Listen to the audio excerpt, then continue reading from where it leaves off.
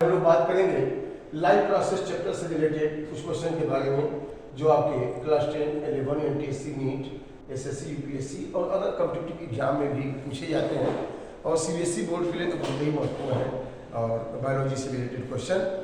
तो सबसे पहला क्वेश्चन हम लोग यहाँ पे देखेंगे इस चैप्टर से, in plant breathing occurs through. Plant में ब्रीदिंग किससे होता है?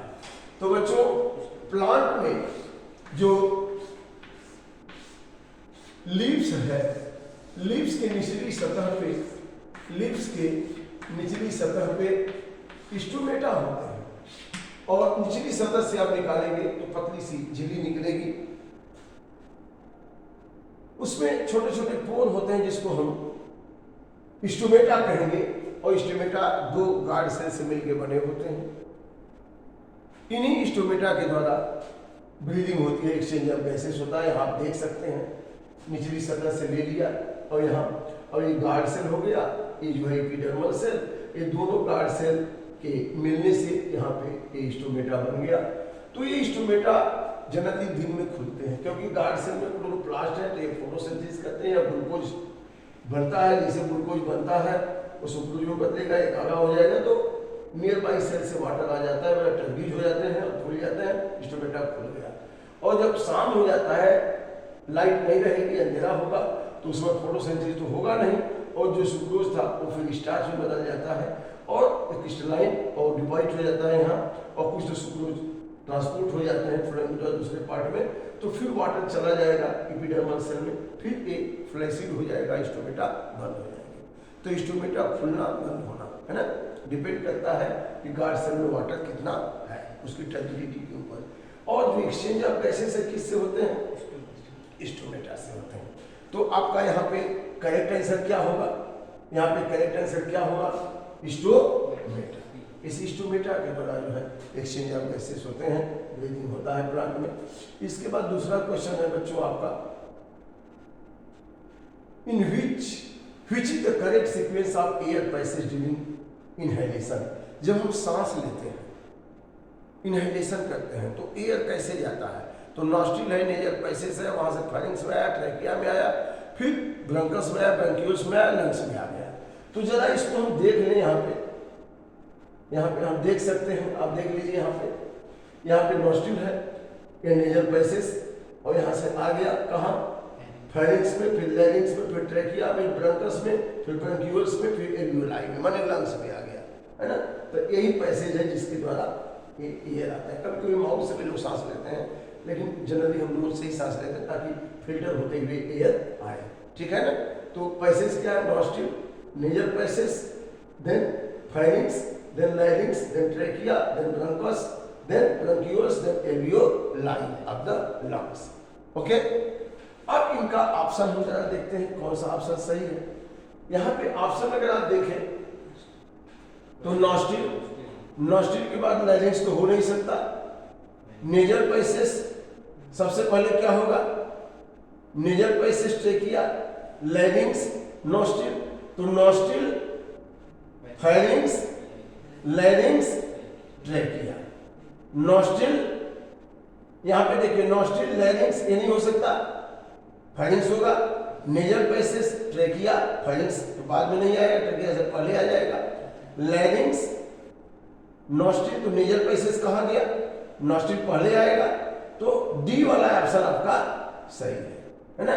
Nostril, pharynx, then larynx, then trachea. तो यह ऑप्शन आपका सही है, ठीक है ना। करेक्ट ऑप्शन कौन सा है? डी, ये ऑप्शन आपका सही है। अगला क्वेश्चन हम देखते हैं, during respiration exchange of gases takes place in. Respiration के समय एक्सचेंज ऑफ गैसेस कहाँ होगा? ट्रैकिया तो कार्टिलेज का बना है, वहां तो होगा नहीं। एल्वियोलाई ऑफ लंग्स में होगा, alveoli and throat and larynx. तो आपका बी ऑप्शन करेक्ट होगा, यह ऑप्शन आपका करेक्ट होगा।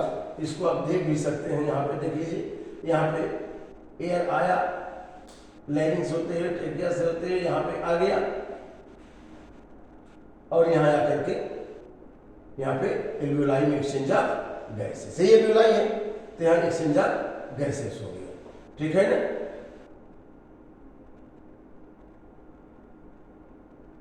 तो इसका करेक्ट ऑप्शन क्या है, एल्वियोलाई ऑफ लंग्स। यहाँ पे देख सकते हैं, यहाँ पे एल्वियोलाई में एक्सचेंज ऑफ गैसेस हो रहा है। अगला क्वेश्चन है, match the following and mark the correct option. यहाँ रिस्पिरेटरी एनिमल है या रिस्पिरेटरी ऑर्गन है। तो एनिमल में अर्थवर्म, अर्थवर्म में कैसे होगा, अर्थवर्म में मॉइस्ट स्किन से होगा, इंसेक्ट में कैसे होगा, ट्रैकिया से होगा, पाइपलाइन होती है, फिशेस में किससे होगा, गिल से होगा, बर्ड और रेप्टाइल में कैसे होगा, लंग से होगा। तो अब आपका करेक्ट ऑप्शन क्या होने वाला है, ए का फर्स्ट, ए का फर्स्ट, बी का फोर्थ, बी का फोर्थ। तो ए का फर्स्ट और बी का फोर्थ, ए का फर्स्ट होगा, बी का फोर्थ होगा और सी का सेकेंड होगा और डी का थर्ड होगा। तो ऑप्शन बी ये जो है आपका, यह जो है बी ऑप्शन है ना। प्राणिया का हम इंटरनल स्ट्रक्चर बना दें ऐसे ऐसे, तो यहाँ एक क्रिस्टी हो गए, ढेर सारे क्या हो गए, क्रिस्टी हो गए, है ना, क्रिस्टी एक फिंगर लाइक प्रोजेक्शन जो इनर लाइनिंग है उससे। अब ये क्रिस्टी है, क्रिस्टी, क्रिस्टी के ऊपर ऑक्सीसोम है, क्या है, ऑक्सीसोम, ऑक्सीसोम। तो एटीपी इसी पे बनता है। लेकिन यहां जो गैप है, यहां एक मैट्रिक्स है, क्या है, मैट्रिक्स, मैट्रिक्स। तो इस मैट्रिक्स में क्या होता है, क्रेब्स साइकिल, और इसके इनर सरफेस पे इलेक्ट्रॉन ट्रांसपोर्ट चेन है, यहाँ पे इलेक्ट्रॉन ट्रांसफर होते हैं, और यहाँ ऑक्सीसोम पे क्या होता है, यहाँ पे एटीपी बनता है। इनको क्या कहते हैं, ऑक्सीसोम। और यह आउटर मेम्ब्रेन हो गया माइटोकॉन्ड्रिया का, आउटर मेम्ब्रेन, और यह क्या हो गया, इनर मेम्ब्रेन। तो अगर आप ठीक से देखें तो आपको समझ में आ जाएगा कि क्रेब्स साइकिल कहाँ होगा, outer membrane, inner membrane form folding that is cristae, और क्रिस्टी के ऊपर ऑक्सीसोम, यहाँ पे एटीपी बनेगा, ऑक्सीडेटिव फास्फोरिलेशन में ग्लूकोज का ब्रेकडाउन कहाँ होगा, इसी मैट्रिक्स में होगा, इसी मैट्रिक्स में, इसी को स्ट्रोमा भी कहते हैं।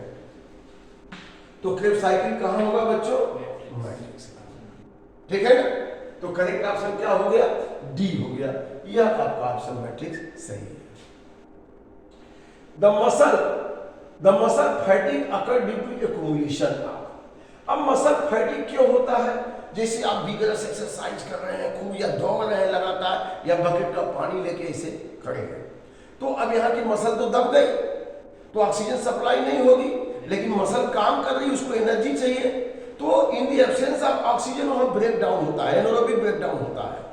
यहाँ पे तो एरोबिक ब्रेक डाउन होगा और यहाँ पे एनारोबिक ब्रेक डाउन होगा। तो एनारोबिक ब्रेक डाउन कैसे होगा, जैसे C6H12O6 है, अब यहाँ पे ग्लाइकोलाइसिस हुआ तो क्या बना, पाइरुविक एसिड, और पाइरुविक एसिड अब अगर ऑक्सीजन नहीं है, इन दी एब्सेंस ऑफ ऑक्सीजन नहीं है तो क्या होगा, अब यहाँ पे लैक्टिक एसिड बन जाएगा, क्या बन जाएगा, lactic acid plus less energy.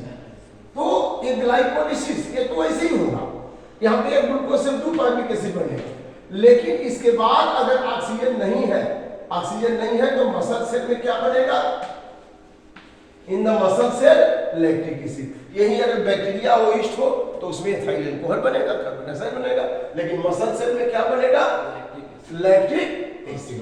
तो करेक्ट ऑप्शन आपका क्या होगा, ए, लैक्टिक एसिड बनेगा, और वो एक्यूमुलेट हो जाएगा जब यहाँ, तो मसल फैटिग हो जाएगा, वो कॉन्ट्रैक्ट नहीं करेगा।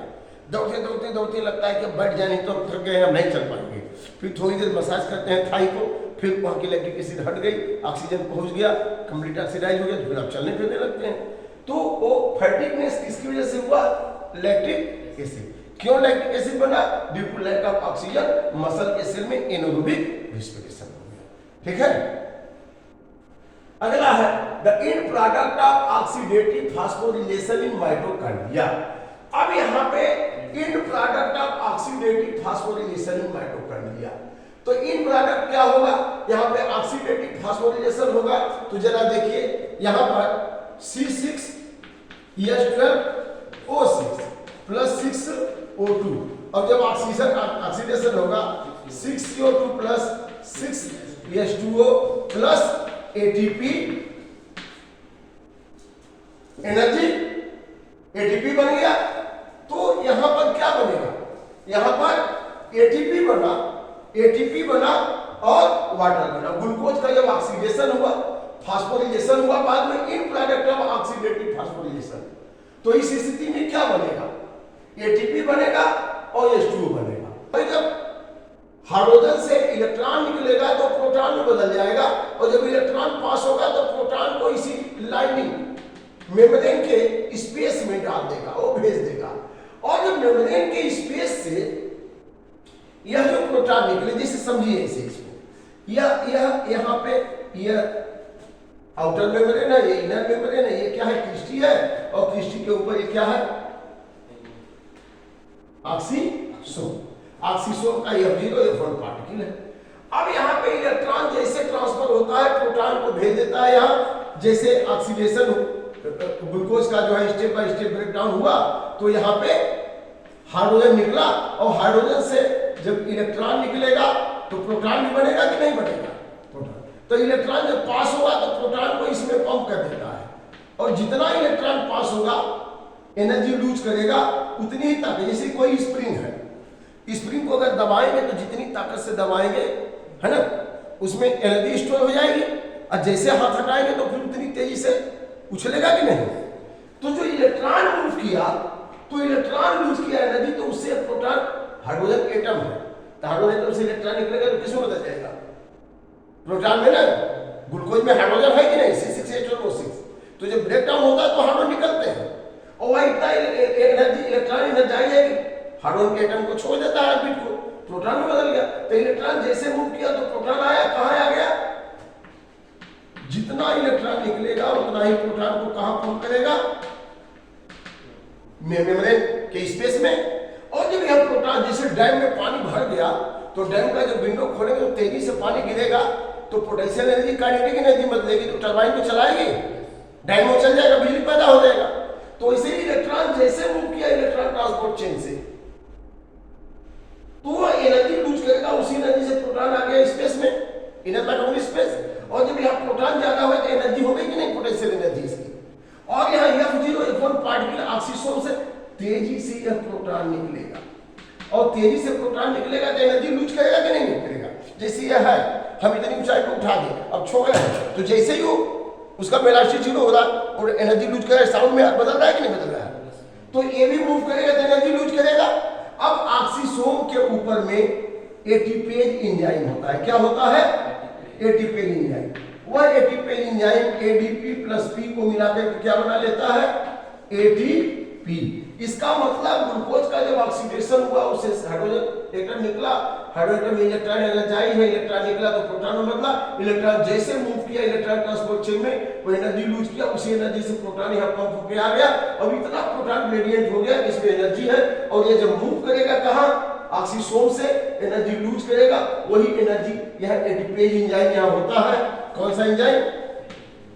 ATPase enzyme. उस एंजाइम के बदले में ADP और फास्फेट जो एनर्जी लूज किया उसको स्टोर किया, किसमें बदल गया? ATP में। लेकिन अब यह इलेक्ट्रॉन भी एनर्जी लूज कर चुका है, इलेक्ट्रॉन भी एनर्जी लूज कर चुका, प्रोटॉन भी एनर्जी लूज कर चुका, तो ये इलेक्ट्रॉन भी तो इसी मैट्रिक्स में यहाँ यहीं पे रहेगा ना, ये ऑक्सीसोम तो यहीं पे रहेगा, और प्रोटॉन भी यही है। तो इलेक्ट्रॉन और प्रोटॉन, इलेक्ट्रॉन और प्रोटॉन, और यहाँ पे ऑक्सीजन O2, तो हाफ O2 या हाफ O2 हम लेते हैं क्योंकि दो ही हाइड्रोजन लिए हैं। तो अब ये मिलकर के क्या बना देगा जरा बताइए? ऑक्सीजन लेते हैं ना, सांस लेते हैं, तो अल्टीमेटली यही पे ऑक्सीजन यूज होती है। फाइनली ये ऑक्सीजन ही इलेक्ट्रॉन और प्रोटॉन को एक्सेप्ट करेगा, इसीलिए हम ऑक्सीजन लेते हैं सांस की प्रक्रिया में, बाकी कहीं यूज नहीं हो रहा है। फाइनली काहे के लिए यूज हो रहा है? इलेक्ट्रॉन और प्रोटॉन को लेने के लिए। तो इलेक्ट्रॉन प्रोटॉन, ये इलेक्ट्रॉन प्रोटॉन में आ गया तो हाइड्रोजन हो गया, तो हाइड्रोजन हो गया तो ऑक्सीजन के लिए क्या हो गया? H2O। क्या बन गया? H2O बन गया। तो क्या बना इन प्रोडक्ट में? एटीपी और यही तो मैं बता रहा हूं, समझ आ गया कि नहीं? तो एटीपी और H2O बना। The in product of oxidative phosphorylation. Oxidative phosphorylation का मतलब in the presence of oxygen the fusion of phosphorus with ADP to form ATP. Relation of phosphorus with ADP to form ATP, इसको क्या कहेंगे? Phosphorylation. But in the presence of oxygen it is oxidative phosphorylation. समझ गए?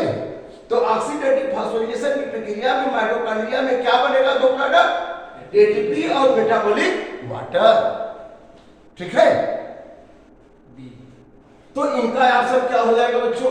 D हो जाएगा। अब इसके बाद नेक्स्ट एक्सप्रेसिव ग्लाइकोलिसिस। तो देखिए यहां पे ग्लाइकोलिसिस कहां हो रहा है?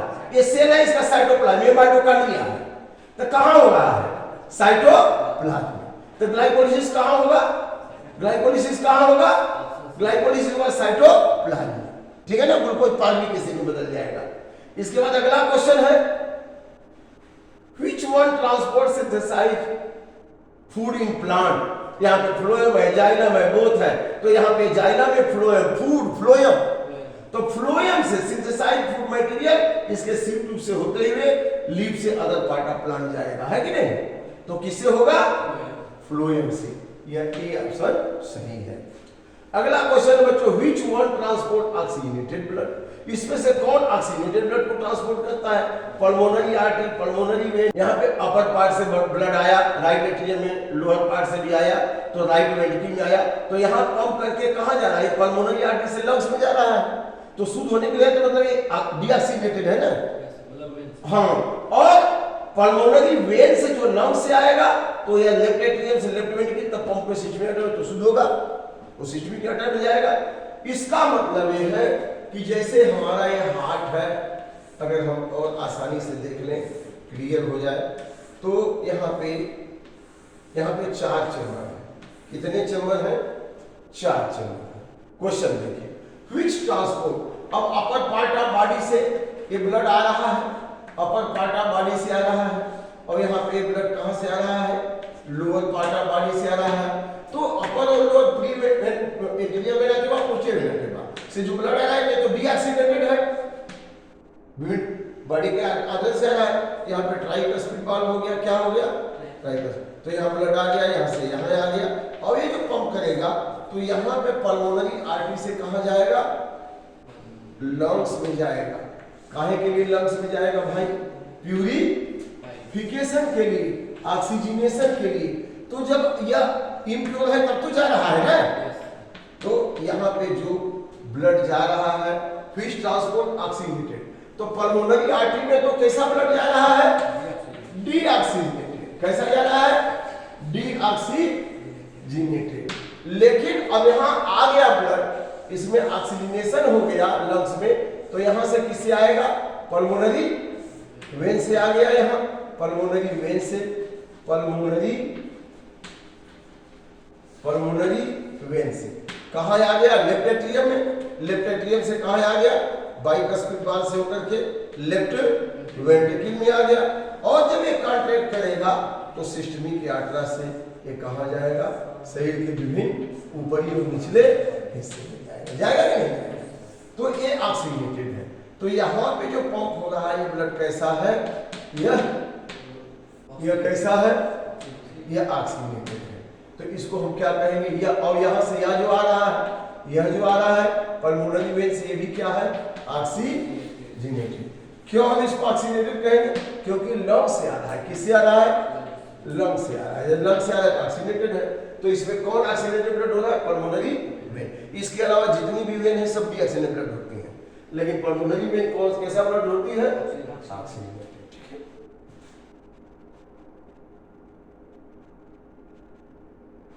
Which contain 4 chambered heart? किसमें 4 चैम्बर्ड हार्ट है? फिश में 2 चैम्बर्ड हार्ट है। फ्रॉग में 3 चेम्बर्ड हार्ट है, लिजार्ड में भी 3 चेम्बर्ड हार्ट है, लेकिन क्रोकोडाइल में 4 चेम्बर्ड हार्ट होता है। ये रेप्टिलियन क्रोकोडाइल एक्सेप्शन है जिसमें 4 चेम्बर्ड हार्ट होता है, जैसे बर्ड में होता है, मैमल में होता है। तो बच्चों मेरे ख्याल से आपको समझ में आ गया होगा। Thank you very much. Okay, और बढ़िया से पढ़ते लिखते रहिए, जहाँ नहीं आए पूछते रहिए, ठीक है।